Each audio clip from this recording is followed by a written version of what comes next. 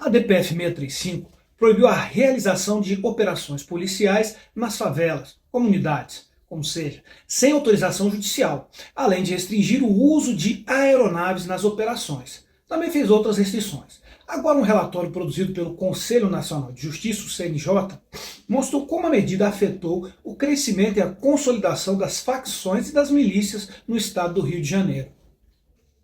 O relatório foi produzido a partir de um pedido do STF. Uma equipe do CNJ formulou uma série de perguntas que foram respondidas pelas instituições de segurança pública do estado do Rio. A primeira foi relativa ao domínio territorial das facções no Rio de Janeiro. Um dos principais efeitos da implementação das restrições nas operações e nas comunidades foi o crescimento do domínio de territórios por parte das facções criminosas e das milícias.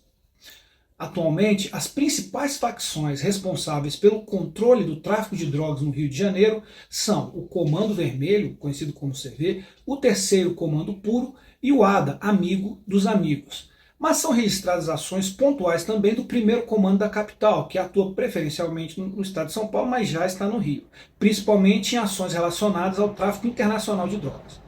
No período estudado, observou-se um fenômeno novo no cenário: as chamadas narcomilícias. O que são essas narcomilícias? São grupos criminosos surgidos da aliança entre as antigas quadrilhas rivais, facções e milícias, com o objetivo principal de conquistar territórios. Essas novas organizações fundem as estratégias dos dois tipos de organizações, fazendo que as atividades operacionais tornem-se idênticas, impedindo fazer uma separação entre milicianos e faccionados. Hoje, tanto os milicianos quanto traficantes passaram a cobrar taxas, tipo gato net, controlar serviços como fornecimento de gás e limpeza pública, lucrar com a venda de drogas, criando um ambiente de medo e intimidação nas comunidades que controlam.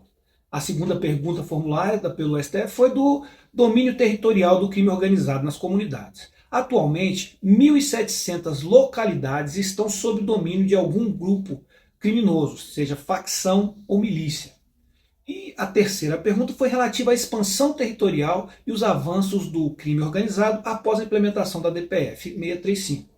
O cenário de controle dos territórios por parte das organizações criminosas estavam realmente estabilizados, mas as dificuldades geradas pelas restrições da DPF acabou resultando em um novo fenômeno. Sem o incômodo das tropas policiais nas favelas, os grupos criminosos se sentiram à vontade para expandir seus negócios através da tomada de território das organizações rivais.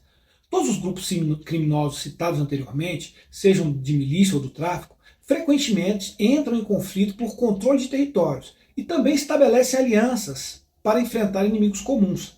Alianças que atualmente envolvem as fusões entre grupos de milicianos e traficantes. Desde a implementação da DPF 635, que impôs essas restrições à atuação policial, constatou-se um aumento significativo nos confrontos territoriais entre as quadrilhas. O Comando Vermelho, maior organização criminosa do Rio de Janeiro, está expandindo suas operações e buscando maximizar seus domínios.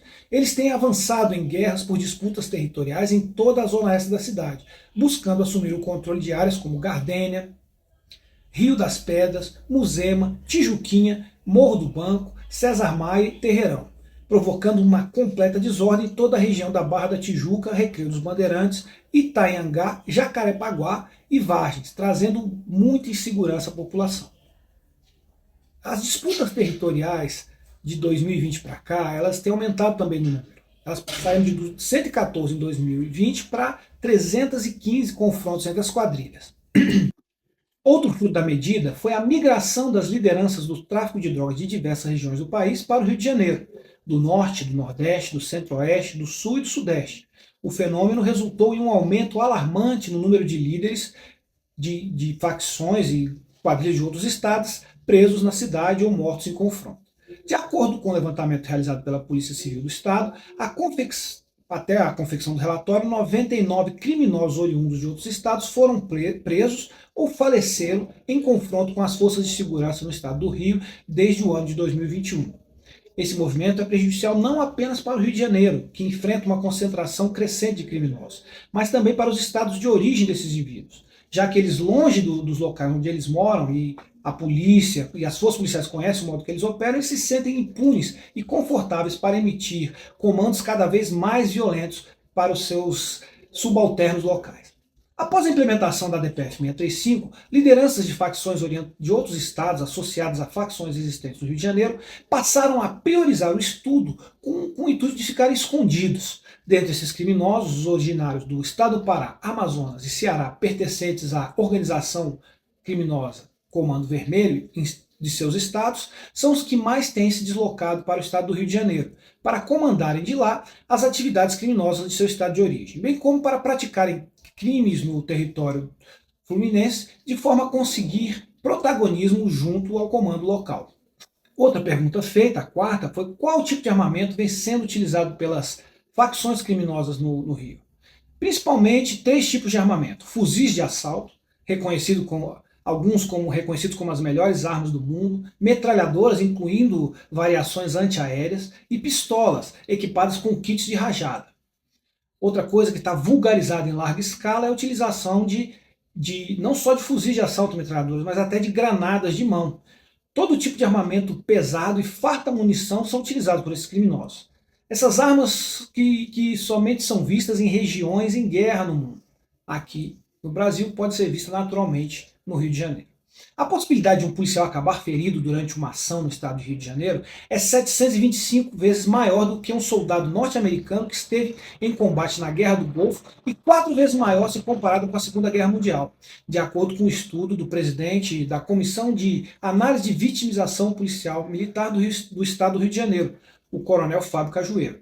As informações provocam a perplexidade dos leitores, ao apontar que em 25 anos, 3.508 policiais militares morreram violentamente e outros 15.881 ficaram feridos em confrontos, gerando uma legião de mutilados e incapacitados. O número de fuzis de assalto retirados das mãos dos criminosos aumentou 28% no ano de 2023, quando se comparado a 2022, alcançando a impressionante marca de 610 armas de guerra recolhidas apenas por forças estaduais de segurança, o maior número dos últimos 16 anos.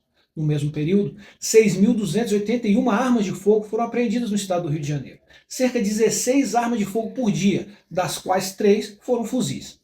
Também no ano de 2023, 773 artefatos explosivos foram apreendidos pela Polícia Civil do Rio de Janeiro, sendo que 224 explosivos de fabricação caseira e 485 granadas de fabricação industrial. No ano de 2022, ocorreram 931 apreensões de explosivos no estado. Segundo o Instituto de Segurança Pública, ao observar-se o primeiro trimestre de 2019 e 2020, o Rio de Janeiro vinha reduzindo o número de delitos envolvendo mortes, como o homicídio doloso e o latrocínio. A redução da violência só foi atingida após a intervenção policial, com medidas preventivas e repressivas, o que foi desestimulado com a implementação da DPF em 2020, que restringiu as operações policiais, permitindo que as organizações criminosas tivessem maior liberdade para se armar e disputar novas áreas de influência, sem que fossem incomodados pelos policiais. Outra pergunta feita foi sobre as barricadas nas comunidades. As barricadas são obstáculos colocados em vias e passagens para impedir a passagem da polícia. Elas são utilizadas principalmente em ambientes de guerra, em conflitos bélicos pesados. Eles visam dificultar a incursão da polícia e de facções rivais. Com o objetivo de dificultar a incursão da polícia e de facções rivais, instalaram-se inúmeras barricadas e seteiras, muros onde os marginais se abrigam e ao mesmo tempo posicionam seus fuzis com pequenas aberturas. Dessa forma, a polícia, quando chega, fica imobilizada pelas barricadas. As forças policiais se tornam alvos fáceis dos criminosos, que conseguem concentrar seu fogo em um ponto imóvel específico. As facções criminosas têm investido pesadamente na engenharia de tais obstáculos. E, atualmente, existe até um novo cargo dentro das facções, que é o gerente de barricada. Os materiais utilizados atualmente são muito mais sofisticados e de alto custo, como construções de alvenarias, cancelas feitas de trilhos de trem, paredes com concreto, entre outras modalidades da engenharia civil. Sobre o uso de aeronaves em confrontos policiais. As aeronaves desempenham um papel crucial na preservação de vidas. O número de policiais feridos ou mortos em operações com apoio aéreo é praticamente nulo, e não há registro de civis inocentes mortos por disparos provenientes dessas aeronaves. Além disso, o uso de aeronaves reduz significativamente risco de confrontos durante as operações. O uso de helicópteros policiais em operações de segurança pública é fundamental para diversas finalidades, principalmente levantamento de informações em áreas conflituosas, transporte e desembarque de equipes em locais de risco ou difícil acesso, a orientação em tempo real das equipes de solo, a cobertura aérea de progressão dos policiais, a neutralização de ameaças à vida dos agentes. Além disso, os helicópteros desempenham um papel crucial no salvamento e evacuação de indivíduos em situações de emergência. Os confrontos em áreas conflagradas podem se propagar por horas e se espalhar pelo terreno. Quando não há apoio aéreo, aumenta exponencialmente o risco para os inocentes. A ausência de aeronaves muitas vezes dificulta a neutralização dos criminosos, que se escondem em locais estratégicos, como buracos, barricadas, lajes, buscando emboscar as equipes policiais. Outra questão que foi levantada é o pagamento de taxas pelos moradores para as facções criminosas. A extorsão é praticada por organizações criminosas que controlam as áreas. Elas impõem essas taxas a moradores, comerciantes e até mesmo a prestadoras de serviço público que operam nas áreas dominadas.